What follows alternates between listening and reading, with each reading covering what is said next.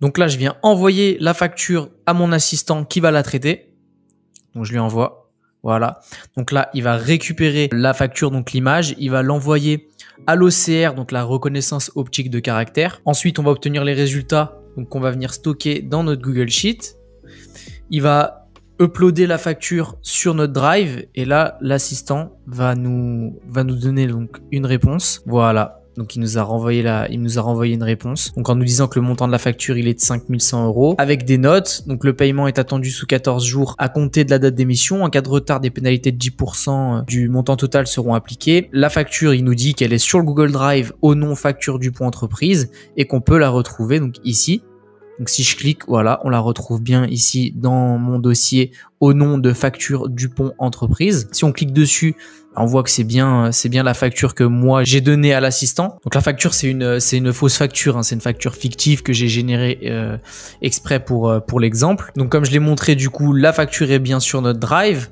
Dans notre database sur Google Sheet, on a bien ici toutes les infos qui concernent la facture, avec même l'IBAN, voilà, le BIC, le total TTC hors taxe, on a le mail du client, l'adresse, le nom de l'entreprise, le prénom, le prix des prestations. Donc on a bien toutes les informations qui nous intéressent, qui sont dans notre base de données Google Sheet. Donc comme on a pu le voir, l'assistant a bien traité la facture, il l'a classée, il a extrait les données et il nous a renvoyé un message donc pour nous donner les indications à suivre. Donc c'est une solution qui est super intéressante, comme vous avez pu le voir.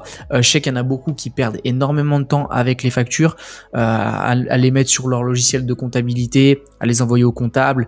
Il y en a qui doivent aussi passer par qui doivent dématérialiser leurs factures. Et cette solution-là, elle peut vous faire gagner énormément de temps. Je vais vous montrer comment j'ai créé ce workflow. Je vais vous détailler nœud par nœud le paramétrage en fait de ce workflow. Donc comme ça, vous allez pouvoir comprendre exactement chaque nœud du workflow et pouvoir réaliser la même solution. Donc dans un premier temps, notre trigger, comme je vous l'ai montré, ça va être de uploader en fait la facture, la donnée à mon assistant N8N qui va ensuite du coup déclencher le reste du workflow et la traiter. Pour créer ce trigger Telegram, c'est simple, il suffit juste d'ajouter un nœud Telegram et dans les triggers ici, on a on message, c'est-à-dire quand on reçoit un message. Il va falloir du coup créer son compte Telegram et en fait créer notre bot sur Telegram. Pour ça, quand vous allez aller créer un nouveau credential, vous avez ici la possibilité d'ouvrir un document qui va vous expliquer justement comment créer votre bot sur Telegram et comment avoir votre access token. Donc, vous avez juste à suivre cette documentation. Sinon, comme je vous le montre à chaque fois, vous pouvez aller sur l'assistant N8N qu'il y a ici dans les GPTs, donc Explore GPTs, N8N, hop, et vous avez, qui va apparaître, voilà ici, l'assistant qui va pouvoir vous guider pour créer votre compte Telegram, votre bot. Mais en réalité, c'est assez simple. Une fois que vous avez créé ce nœud et qu'un message va être reçu, ensuite, ce qu'on va vouloir faire, c'est télécharger le document. Pour ça, vous allez ajouter encore une fois un nœud Telegram. Et ce qui va nous intéresser, c'est Get File, puisque nous, on veut obtenir un fichier. Donc ensuite, dans les paramètres ici, en ressources, vous laissez File, Operation Get et le File ID, donc c'est l'identifiant du fichier qu'on souhaite télécharger. Vous allez le retrouver juste ici, donc vous en avez plusieurs. Donc dans Documents, vous avez plusieurs File ID.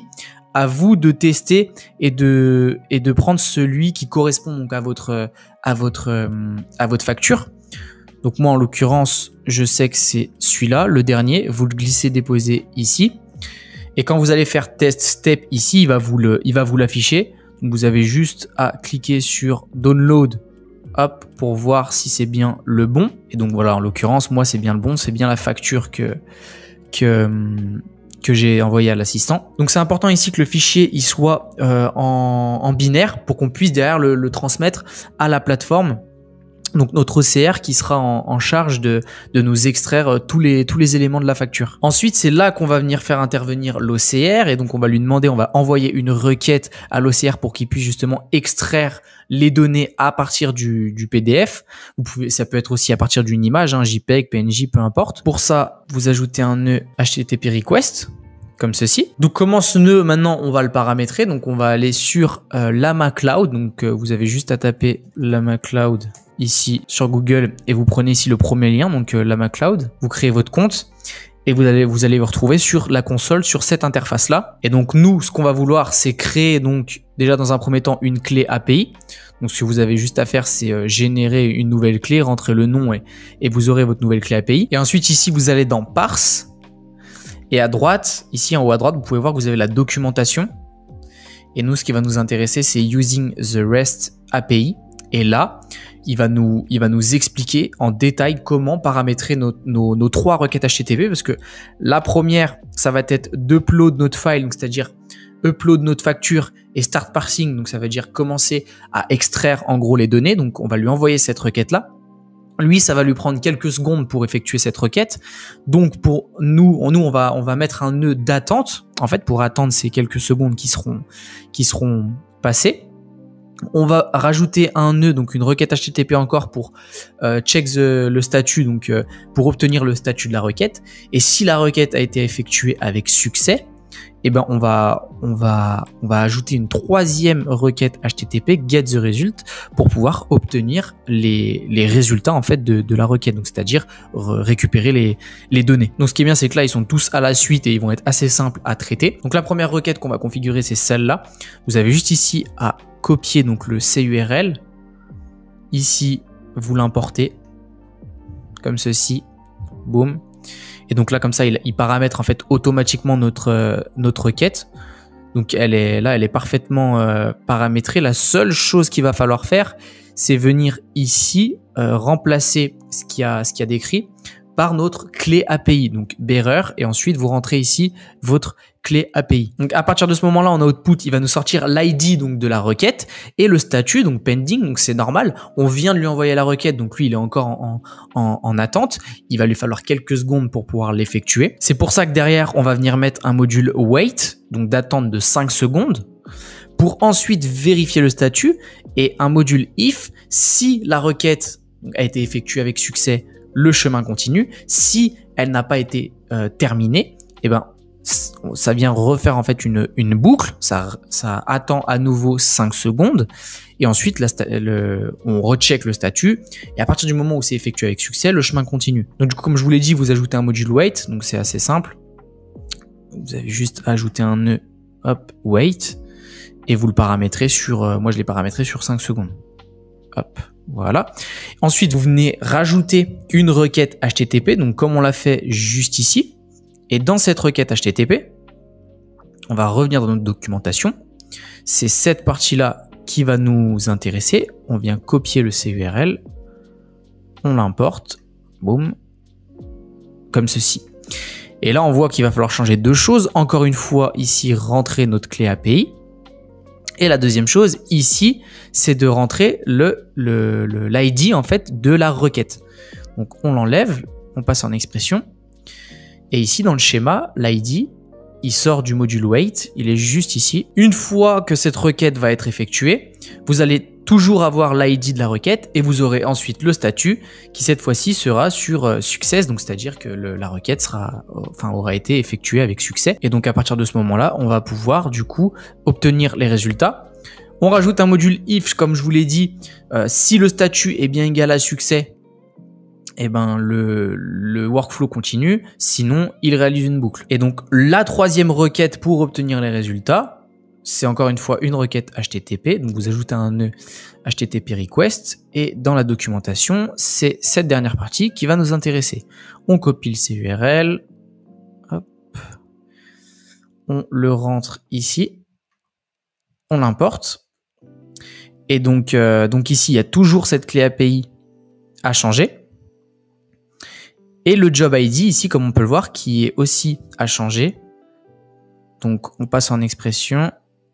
Hop, on enlève le job ID et le job ID, il est ici. C'est toujours le même. Voilà.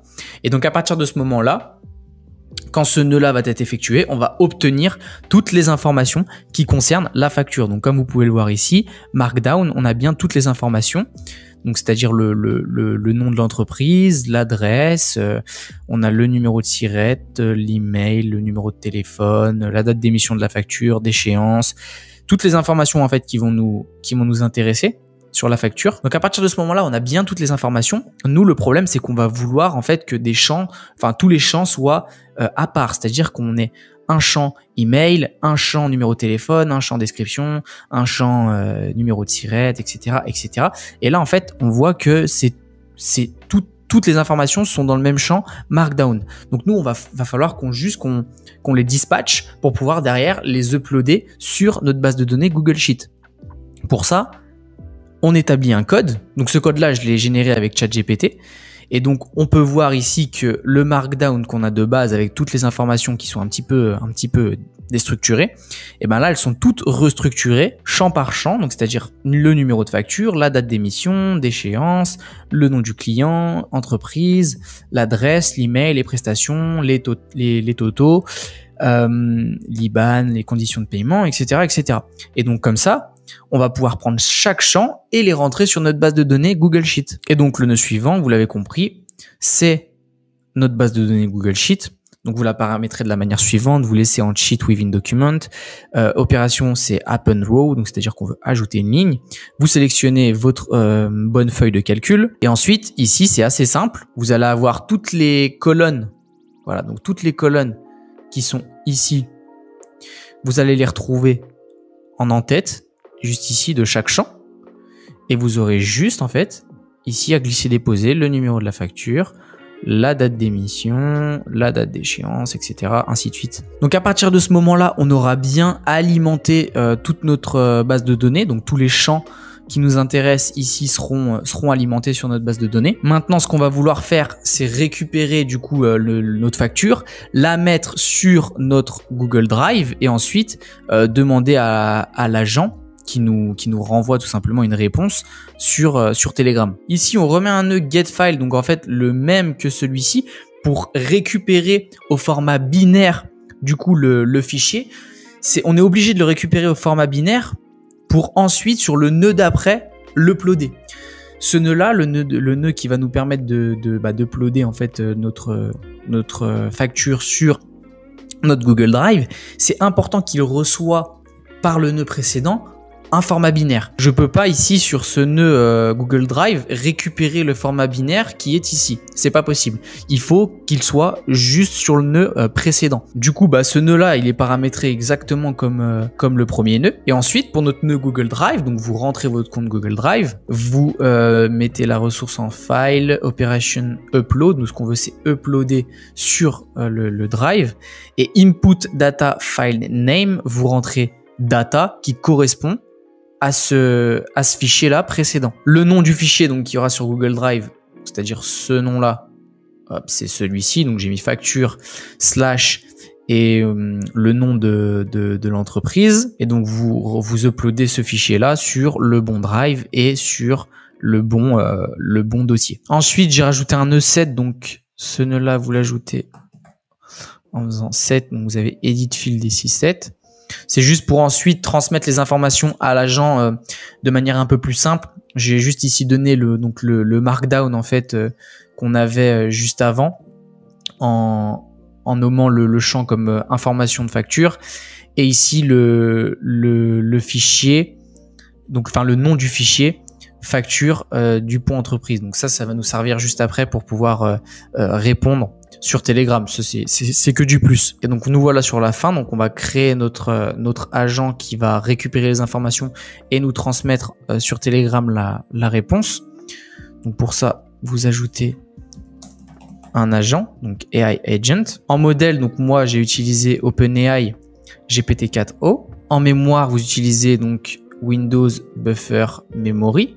Et maintenant le prompt de notre agent, donc on l'a juste ici. Donc voilà, j'ai généré un prompt assez complet, lui donnant son rôle, les spécifications de la tâche que je lui demande, un petit peu de détails et de contexte. Ce qui est super important, c'est de lui donner un exemple donc d'input et du coup de ce qu'on souhaite recevoir en output. Je tiens à le préciser que comme d'habitude, n'oubliez pas que vous avez le template de la solution que je vous présente qui est juste en dessous dans la description.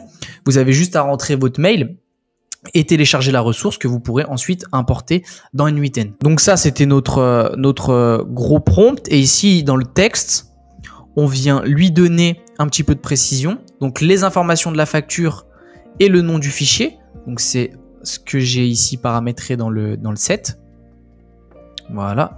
Et le lien de la base de données des factures, puisque comme on peut le voir ici par message à la fin, il nous donne en gros, il nous dit qu'on peut accéder à la base de données des factures pour pouvoir retrouver la facture qui nous concerne. Et donc à partir de ce moment-là, on a bien paramétré notre agent.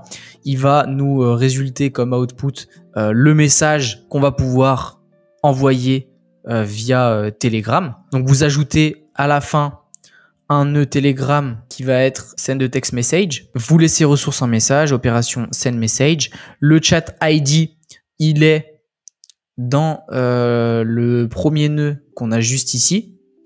On passe en schéma. Hop, le premier nœud qu'on avait, il était là. Et donc ici, l'ID donc de mon chat avec mon assistant, c'est celui-ci.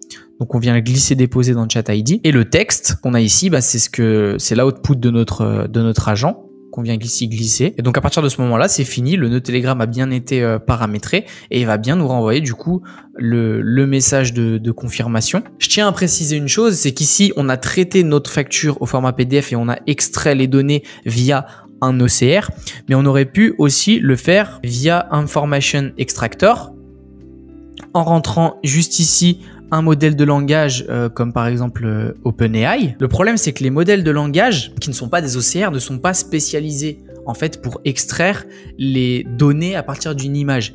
Ils peuvent le faire. Je pense qu'on l'a tous testé. On a tous importé une capture d'écran sur ChatGPT pour qu'il nous aide à extraire des données, etc. Il peut le faire pour des requêtes qui sont assez simples, mais il va se retrouver à un moment donné limité pour des demandes qui peuvent être un peu plus complexes. Donc c'est beaucoup mieux quand vous avez ce genre de solution à construire d'utiliser un OCR qui va être spécialisé justement pour extraire le texte à partir d'une image. Comme ça, au moins, vous êtes sûr de construire une solution qui est fiable. J'espère que cette vidéo, elle vous a plu. J'espère, comme d'habitude, vous avoir apporté un maximum de valeur. Si elle vous a plu, n'oubliez pas de mettre un like et de vous abonner à la chaîne. C'était Lucas. Ciao.